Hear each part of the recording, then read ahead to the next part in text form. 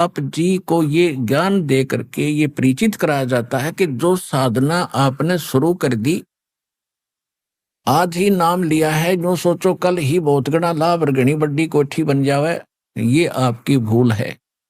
लाभ तो मालिक अवश्य देगा आपको, पहले अपने कोटे से देगा और उसके बाद फिर आप सिंचाई करिए। जैसे किसी ने नर्सरी लगा रखी है, नर्सरी में उसने अपनी तरफ से पौधा बना दिया बीज बो के, आगे ले जाओगे तो उसको तो आपने फिर सिंचाई करके पेड़ आपने बनाना पड़ेगा। तो इतना लाभ परमात्मा आपको यहाँ देंगे, जो आपके विशेष दुखदायी कर्म है उनको तुरंत खत्म करेंगे अपने आशीर्वाद से।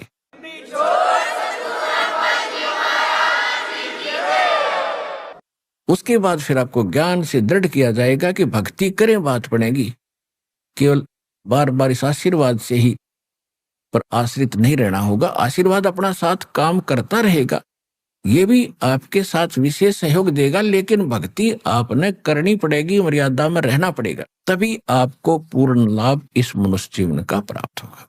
इस सारे ज्ञान की इतनी सी बात है। अब जो प्रसंग चल रहा है, अब कोई ये वृद्ध अवस्था में आते हैं, क्योंकि वो ज्ञान नहीं सुना था आज तक हमने, और कोई प्रेरित हुए हैं तो गलत नकली गुरुओं के पास जाकर अपना जीवन व्यर्थ कर दिया।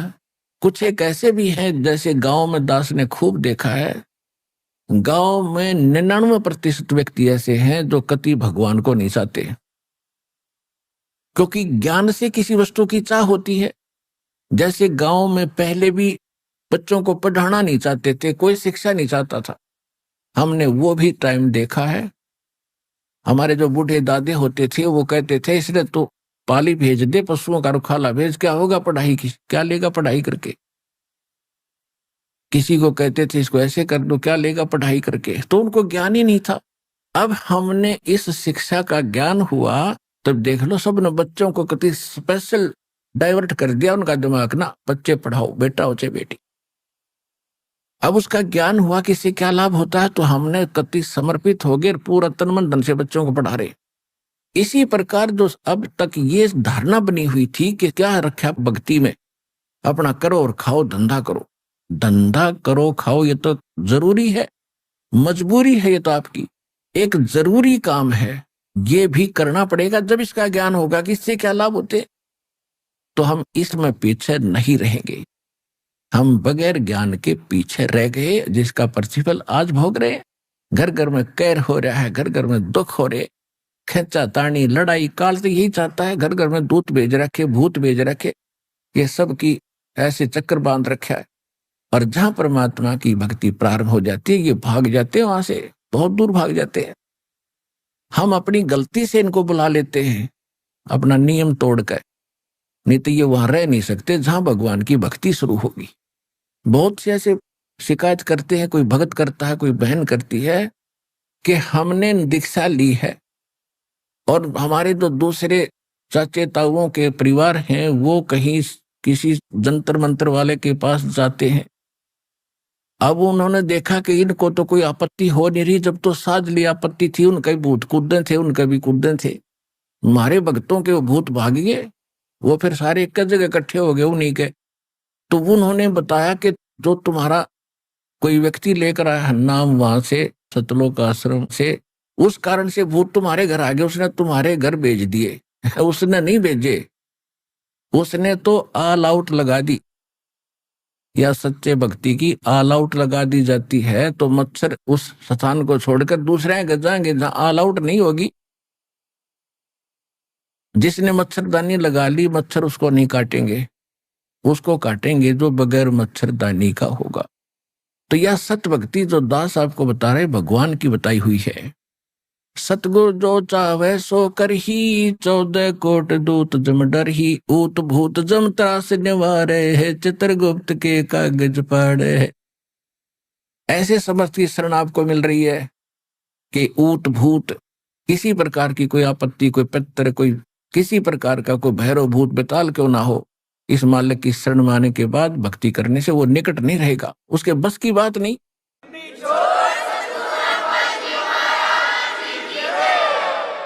जैसे मच्छर आ नहीं सकते उस औषधि के आसपास जो घर में ऑल आउट लगा दी जाती है, तो सभी बार भाग गए। तो इस प्रकार वो दूसरे फिर दुखी रहेंगे। तो सभी ने जब ऑल आउट लगा ली तो इन भूत प्रेत पितरों का भी उद्धार होगा, क्योंकि ये भी भगवान की आत्माएं हैं। ये कोई अलग थोड़े, ये पहले मनुष्य थे। इनका दुर्भाग्य, इन भक्ति मिली नहीं, भूत प्रेत बनकर धक्के खा रहे, पितर बनकर बैठे और डिमांड करते अपने बच्चों से कि हमारे श्राद्ध निकालो, श्राद्ध खाओगा पंडित जी, पेट भरेगा तेरा वहां। ये वही धारणा इनकी पहले वाली बनी हुई है प्रेत योनि में। वो यही सोचते हैं कि हमें शायद जो है कुछ राहत मिल जाए।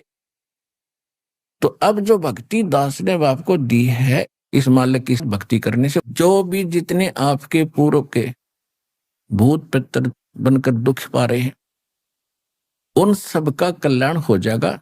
आप भक्ति करते रहो। अपने ऑटोमेटिकली परमात्मा की एक व्यवस्था है, वो अगर दास आपको समझाओगा तो आपके समझ में वो आ नहीं सकती, ऐसी है। आप विचलित हो जाओगे तो अपने आप इनकी छुट्टी होती चली जाएगी, क्योंकि आपको ऐसी भक्ति, ऐसा धर्म कर्म दिखा दिया। और आने वाले 101 पीढ़ी आपकी वो भी पार होगी।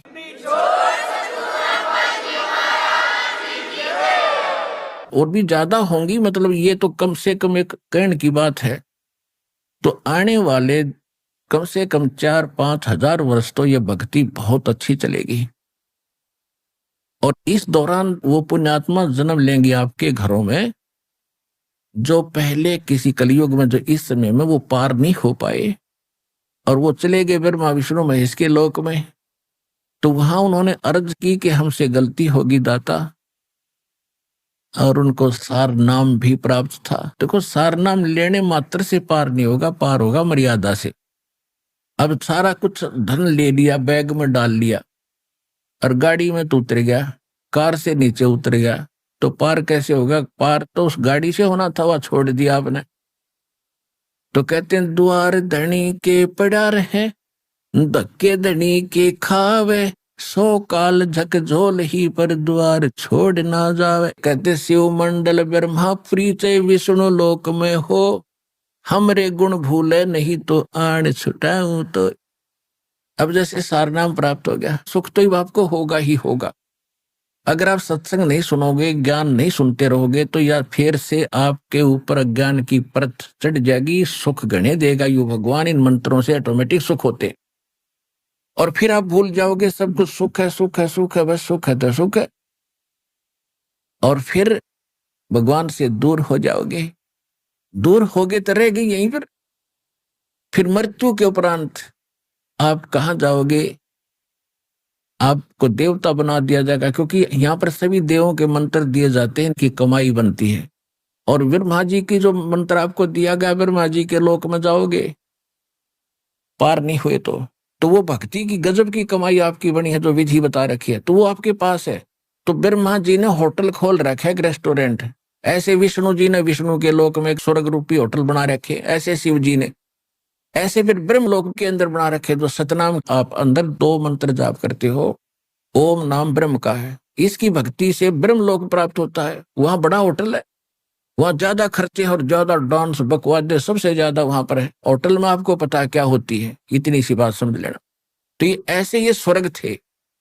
तो ये जाएगी जब आत्मा वहां जाएगी, फिर इसको कुछ वो ज्ञान अंगड़ाई लेगा, याद आएगी, अरे हमने तो सतलोक जाना था, यहाँ तो गुरुजी बताते थे कि ये तो हमारा पूंजी नष्ट होगी, यहाँ पर तो ये तो हमारा धन है वो समाप्त होगा, यहाँ कितने दिन के ठाठ है, मृत्यु के बाद यहाँ भी मृत्यु होगी। तो कहते वहां जाकर जब, हे भोली आत्मा मूर्ख, तुझे वहां भी तूने मुझे पुकार लिया, और मेरे इन गुणों को तू याद रखेगा कि ये तो यहाँ नहीं आना चाहिए था, मैंने गलती कर दी, हृदय से रोएगा, तो वहां से भी तुझे छुटा लाऊंगा। अब जैसे तीनों मंत्र प्राप्त हो गए। अब ऐसा है कि मान ले कोई गलती से रह गया तो मनुष्य जीवन होगा उसका, और फिर भक्ति तैयार मिल लगेगी। लेकिन दिक्कत तो है ही, मनवाने नाइजीरिया में पैदा हो गया जाकर, फिर वहां संस्कार है, कोई इंग्लैंड में हो गया, फिर वहां कैसे समझावांगे, ना भाषा जानते, ना वो इस ज्ञान से परिचित, ना भगवान से परिचित। तो ये समस्या अपनी बढ़ाने से आपको हानि होगी। इस ज्ञान से आपको सतर्क किया जाता है, इन फाउल पॉइंट से बचना, इन गलतियों से सतर्क होना।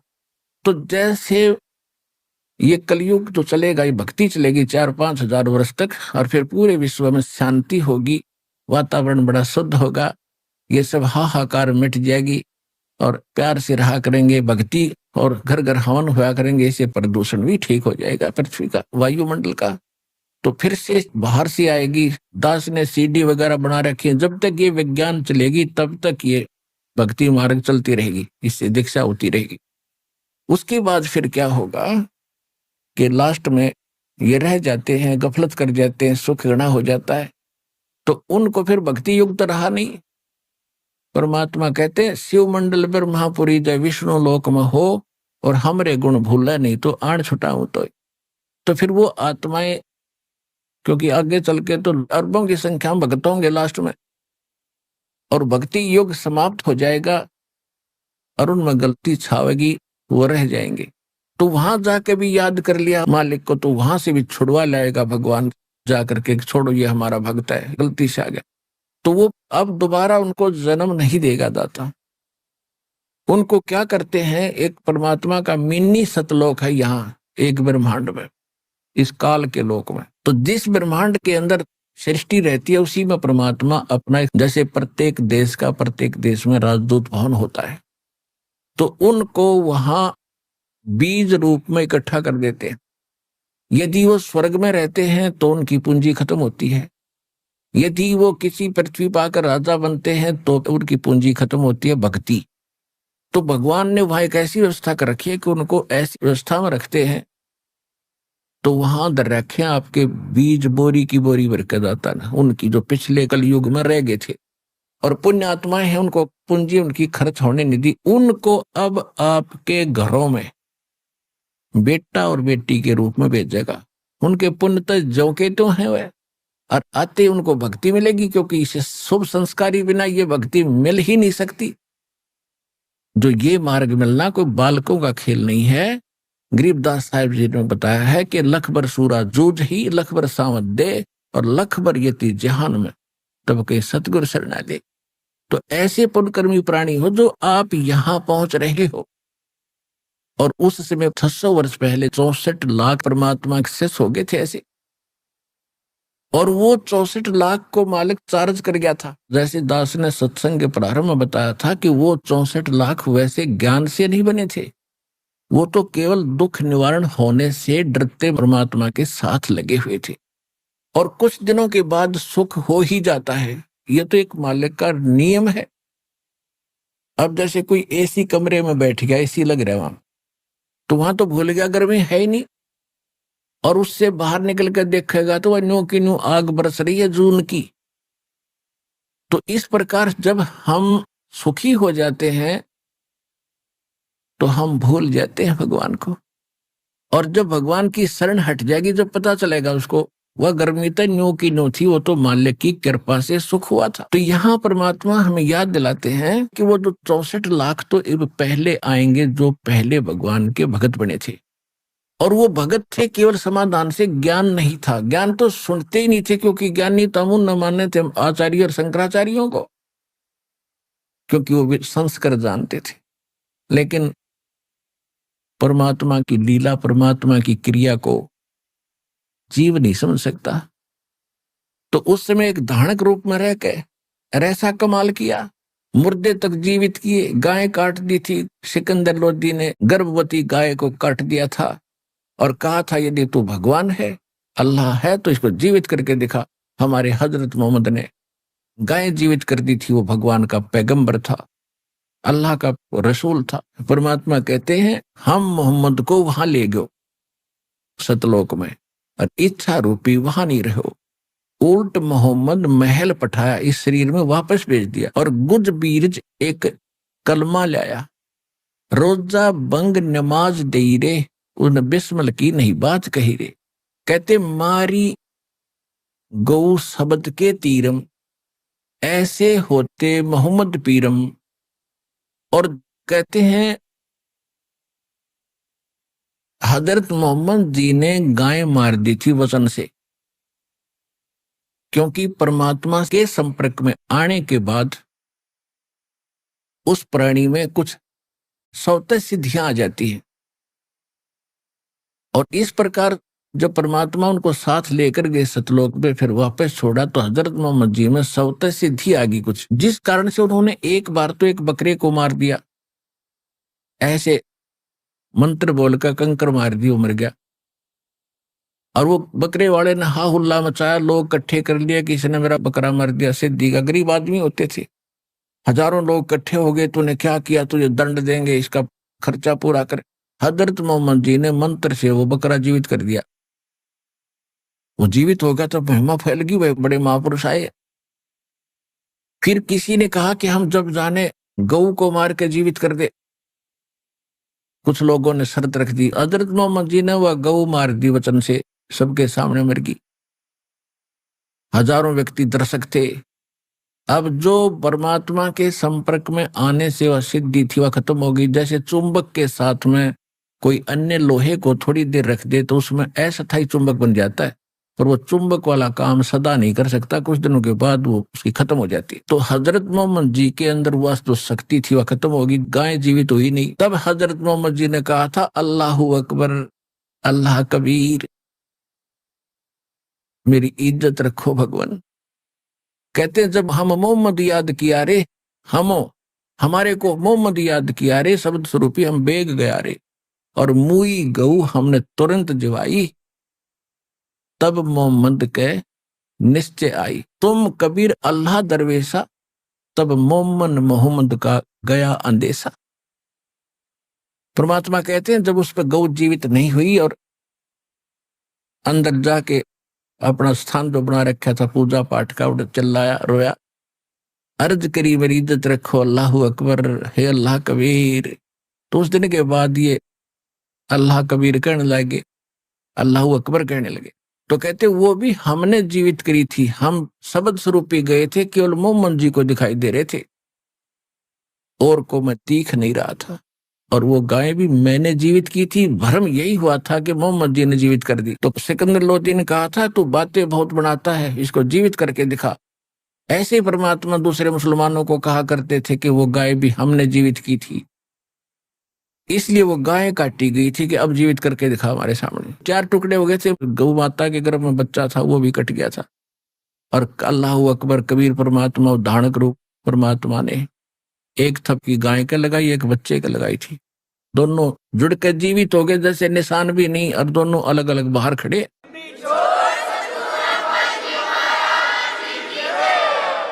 ला के बाल्टी ठोक दी दूध की, कहने लगे पियो गऊ अपनी अम्मा है, इस पर छुरी ना बहा, गरीबदास की दूध को सभी आत्म खा। बोलो सतगुरुदेव कबीर साहिब की जय।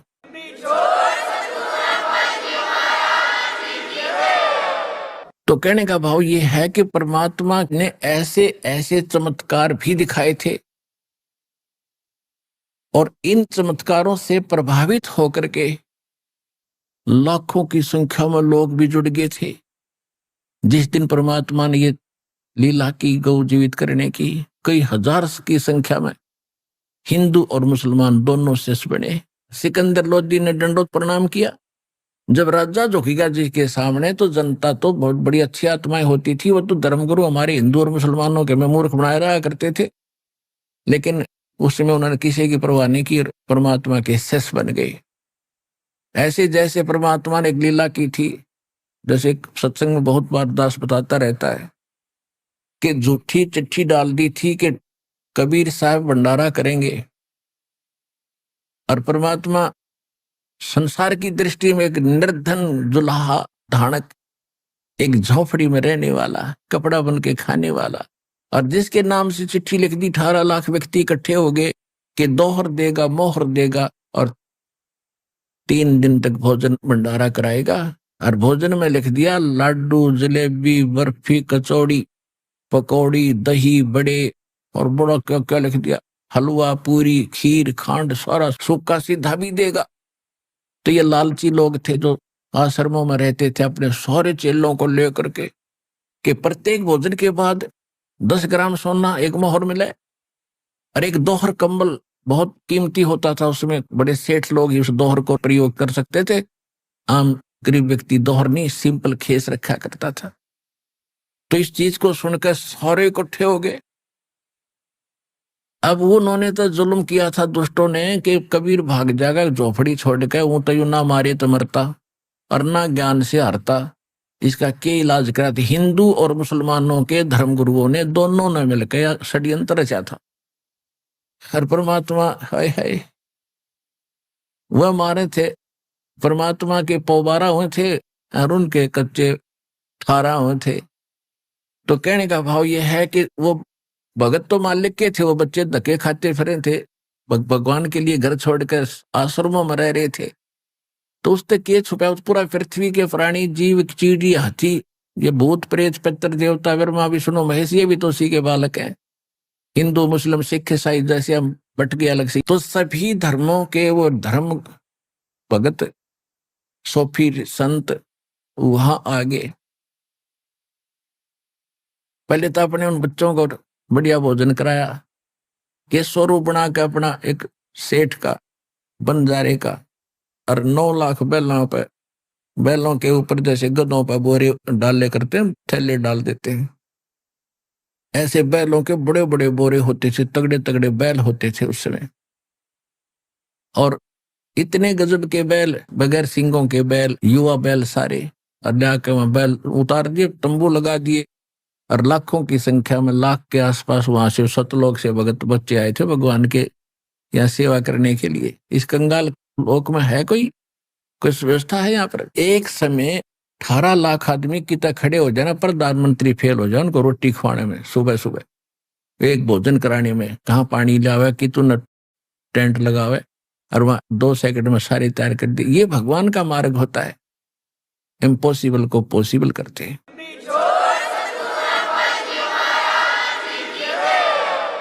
तो कहने का भाव ये है कि उन्होंने तो जुल्म किया था, कबीर भाग जाएगा, और परमात्मा चाहो थे काट दे उन मूर्खा ने, अरे ज्ञान तो दे दूंगा, अपना भोजन तो कराना है मैंने, अपने बच्चों को और बढ़िया कराऊंगा। वहां भी तो वही दे रहा सबको, तीनों लोकों में प्रवेश करके सबका धारण पोषण जो करता, गीता अध्याय नंबर 15 के श्लोक नंबर 17 में बताया है, वो है असली भगवान। तो वो परमात्मा घर भी वही दे रहा है, इस आश्रम में भी वही आपको खिला रहा है, उन आश्रमों में भी उनको वही दे रहा था। यहाँ आगे तो बढ़िया अपने बच्चों को वहां पर हलवा खीर पूरी लाडू जलेबी सब कुछ खिला रहे हैं, और दौर मोर और देजी बेच बेच के और कुछ दिन सुख कर सांस ले लेंगे। ये मूर्ख भक्ति तो इनके पास है नहीं, फिर भी प्रेरणा परमात्मा के लिए भटक रहे हैं। तो वही भक्त वो परमात्मा के बच्चे 18 लाख इकट्ठे होकर, और 8 पैर यानी 24 घंटे परमात्मा ने खड़ा होकर लेक्चर दिए। 2 डुप्लीकेट रोल, एक केशव रूप में, एक कबीर धानक रूप में। केशव प्रश्न करता है कि हे कबीर जी, इसे गंदे लोक में आप क्यों आ गए? आप इनका हित चाहते हो या आपकी दुर्गति करें? छोड़ो इस गंदे लोक न, चलो अपने लोक में। ये लोग मानन के नहीं है, विष्टा जिनके उदर में ये मगन फरे दिन रात, गरीबदास के सो के जमशर जिनकी घात है। तो कबीर साहब कहते हैं कि केशव तू नहीं जानता मेरे दर्द को, इनने भांग पी रखी है, और नशा किया हुआ बालक अपने पिता पर भी हाथ उठा देता है, और जब उसका नशा उतर जाता है वो नेक आत्मा अक्षमा याचना करते हैं। तो इन कई नशा हो रहा भाई, इस नशे न तारने आया हूं मैं, जब इनका नशा उतर जाएगा फिर देखिए मेरी कैसी रिस्पेक्ट करेंगे। तो 24 घंटे तक परमात्मा प्रवचन कर रहे थे। अब वो खाना खाओ फिर आ बैठे, खाना खाओ फिर आ बैठे, क्यों अच्छी लगे ज्ञान। कहते हैं कई लाख ने, 15-16 लाख व्यक्तियों ने उस दिन परमात्मा की शरण ली। बच्चे जो भटकते फिर रहे थे उनको चार्ज कर दिया, वो मंत्र दे दिया, अब जाओ, हर सारी उम्र का धन दे दिया। उस दिन तो 6-6 रोटी खाई होंगी उनने, मोर लेने के मारा ने और दौर लेने के मारा ने, तो वो भी दे दिया धन। अगले तुम आश्रमों में मरो हो, वहां भी यो नाम ये जप लियो और यो धन दे दिया, मांग का मत खाइयो। तो इस मालिक की लीला को आप नहीं समझ सकते, क्योंकि आपने भगवान मिला ही नहीं, ना भगवान की पहचान हुई, ना कोई वो साधना मिली जिससे परमात्मा ऐसे सुख हमें दिया करता है। जो दास आपको बताना चाहता है कि इस प्रकार 15-16 लाख उस दिन हो गए, ऐसी बहुत सी मालिक ने, जैसे एक शेख तकी की लड़की मृत हो गई थी, तो सबसे ज्यादा विरोध वो शेख तकी सिकंदर लोधी का धार्मिक गुरु जो था, पूरे मुसलमानों का इंचार्ज था वो, और उसकी लड़की मर गई थी, वह कब्र में दबा दी।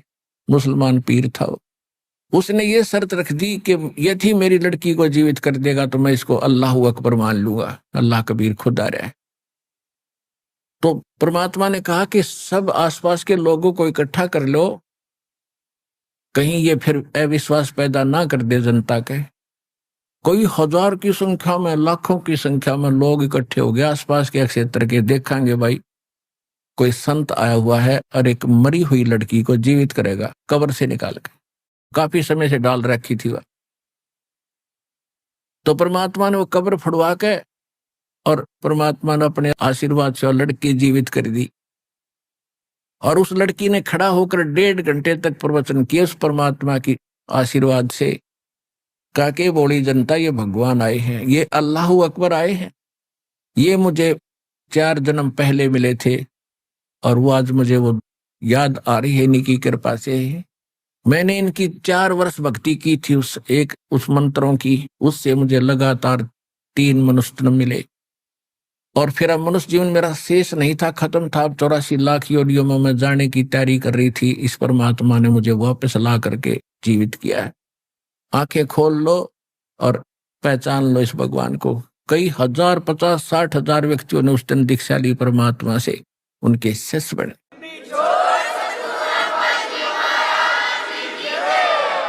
तो जो दास आज आपका बताना चाह रहा था, अब उसके आसपास पहुंचा हूं।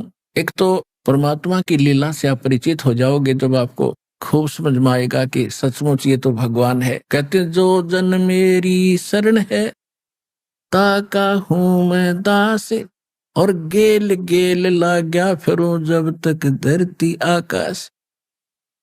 अब देखो, जो परमात्मा के लिए तड़फ रहे हैं वो बच्चे तो उसी के हैं।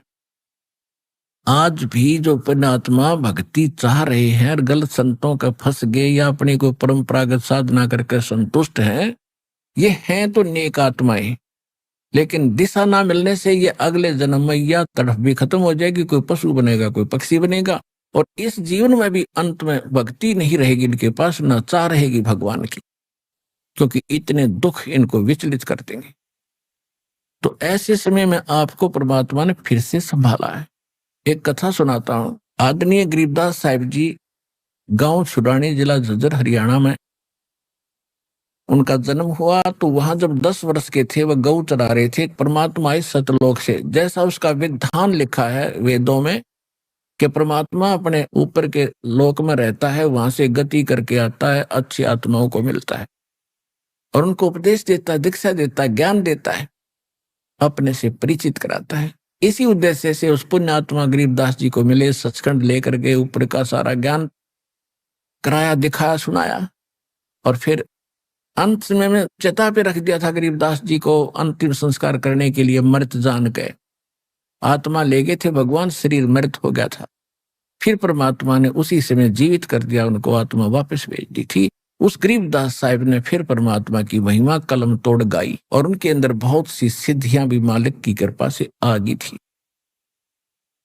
एक समय एक बेरी गांव है, जिला झज्जर में, एक बेरी नगर, छोटा सा कस्बा सा हो गया, पहले गांव था। वहां का एक हरलाल नाम का किसान जाट पहले क्या करते थे कि दूसरी मंडियों से, दूसरी मंडी में बैलगाड़ियों से सामान लाया करते थे। और जैसे आजकल ट्रांसपोर्ट करते हैं वो ट्रकों से, यहाँ किसी चीज का अभाव है तो दूसरी राज्य से लाकर ट्रकों से यहाँ व्यापारी लोग बेचते हैं। तो वो ट्रांसपोर्ट का काम पहले बैलगाड़ियों से होता था। तो सेठ लोग उन बैलगाड़ी वालों से अपना सामान मंगाया करते थे। तो वहां एक नजफगढ़ है दिल्ली में, नजफगढ़ की मंडी से सामान लेकर के वो अपने यहाँ आता था रोहतक में, बेरी में। अब क्या था कि वो एक धार्मिक व्यक्ति था, हरलाल नाम था उनका। धार्मिक व्यक्ति, पहले हमने ये सोच रखा था कि साधु संतों की सेवा करते रहेंगे, हमने इससे लाभ मिल जाएगा। इस धारणा से उसने एक साधु को अपने घर रख लिया कि महाराज आपको भोजन चाहिए, हमारी सेवा बन जाएगी, आप यहाँ भजन कर लिया करो। उसके लिए अलग चौबारा बनवा दिया। वो महात्मा लाल कपड़ों वाला उसमें अपना बैठे भक्ति करे, तो वो पूरा परिवार उसकी सेवा करे, अपना टाइम पास करे। तो उसने सोच लिया था कि इसी से हमारा कल्याण हो जाएगा। कुछ दिनों के बाद वो बाबा जी मर गया, संत। और वो मूर्ख क्या करता था, क्योंकि जहां भक्ति नहीं है वहां रुचि बनेगी ही नहीं, जहां ज्ञान नहीं, सच्ची भक्ति नहीं। और वो क्या करता था, बढ़िया सामान खावा था और कुआड़ बंद करके सो जावा था। और जब होता भाई खाने का समय हो गया, जब आसन पदम लगा कर बैठ जाए बोरी पे, और आने वाले घर वाले देखे महात्मा बड़ा भजन करता, कमाल कर रखा है इसने, तो और ज्यादा सेवा करते थे। वो मृत्यु को प्राप्त हो गया तो क्या हुआ, चलो ठीक है, तो अंतिम संस्कार करा उसको, तो हुई बात खत्म। अब कुछ दिनों के बाद क्या था कि हरलाल किसान ने एक बैल खरीदा, और वो बैल था गोरे कलर का। और वो ऐसा नालायक था, थोड़ी सी दूर चले था फिर बैठ जाता गाड़ी में, चले नहीं थी। फिर उसका लठ डंडे मार के फिर उठावा था, फिर थोड़ी बहुत देर चला था फिर बैठ जाता। एक आधा नालायक बैल ऐसा भी होता है। इसी प्रकार वो उससे अपना काम चला रहा था, और कोई बैल लेने की हिम्मत थी नहीं, उसी से मार पीट के घसीट रहा था काम को। गरीबदास जी सुबह सुबह स्नान करने के लिए कुएं पर गए। उधर से रास्ता था उसके साथ से नजफगढ़ से लेकर बेरी का कच्चा रास्ता होता था। तो जब गरीबदास जी वहां स्नान कर रहे थे, वो बैलगाड़ी